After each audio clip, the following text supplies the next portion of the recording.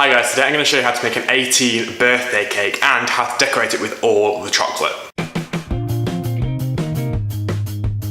So I'm starting off by taking my template, so this is just an 18 which I've made on Word, and I've got a 12 by 2 inches of cake, and I've got a 3-inch cake and a 4-inch cake.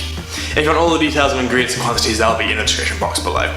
So I'm going to take all my cakes out of their tins and remove the parchment paper stuff, and then I'm going to level the top off of my strips of cake.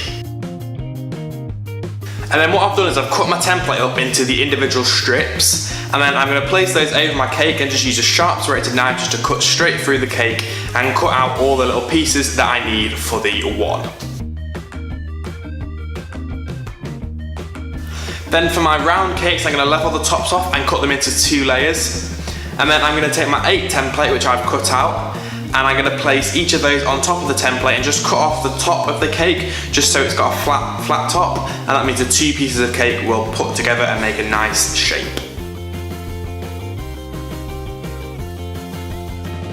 Now you can apply this technique to all the numbers of the alphabet. No, it's not an alphabet. So I've whipped up a batch of ganache, and I'm going to use that to stick it together because it's going to be delicious, and it's also going to hold everything together and make everything really secure. So I've got a non-slip mat under my cake board, and I'm going to place all my pieces of cake on top first and position them all where I want them to be. And then I'm going to lift up each of those pieces in turn, just add a little dab of ganache, and that's just going to stick everything to the cake board so it doesn't all slide around.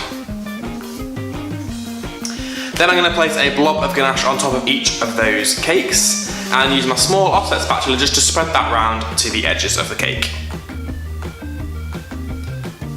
Now you don't want to go too heavy here because we have got a lot of chocolate in this cake obviously, but you want a nice decent layer.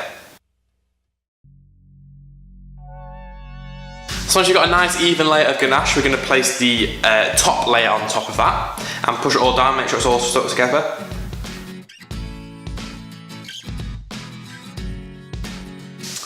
And then we're going to give this sort of like a crumb coat, so just another dollop of ganache goes on top. You want quite a bit here because you want to make sure you get all the way around the sides of the cake too. And then we're just going to spread that out to the edges and over the sides of the cake.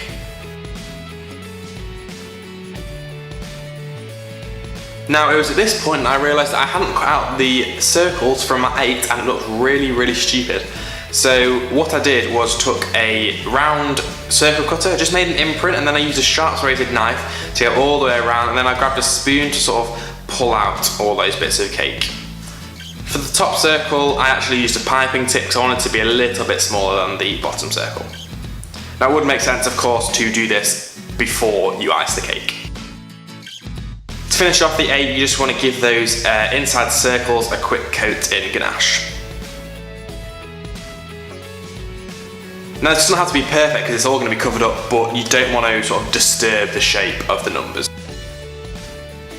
So once that's all done, I can go into the fridge for about 10 minutes just to firm up that ganache. And then I've got loads and loads of chocolates, so chocolate fingers, pick and mix, Maltesers, white Maltesers, magic stars, digestive nibbles, M&Ms, literally all the chocolate you can think of. And I started off by placing my chocolate fingers by piping a bit of ganache onto the finger and then placing it on the cake, but I just found this was too time consuming, so I ended up piping a little squiggle of ganache on the side of the cake and then sticking 4 or 5 chocolate fingers on at a time.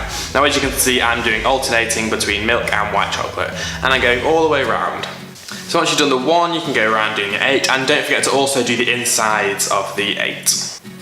Now you may find you need to sort of push them and wiggle them to get the last one in.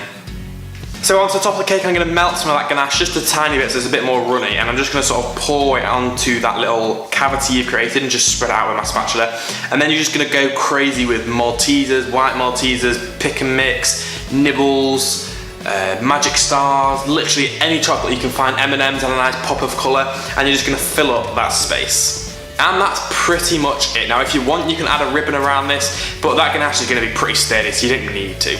Now as I said, if you want to know about the cake tins that I use, the ingredients for the cake, all the different types of chocolate I use, there will be a link up here. Otherwise, thank you guys so much for watching, and make sure you hit the thumbs up button if you've enjoyed this video. You can subscribe if you're not already, and otherwise you can click here to see my last video and here to see a video randomly selected by YouTube for you.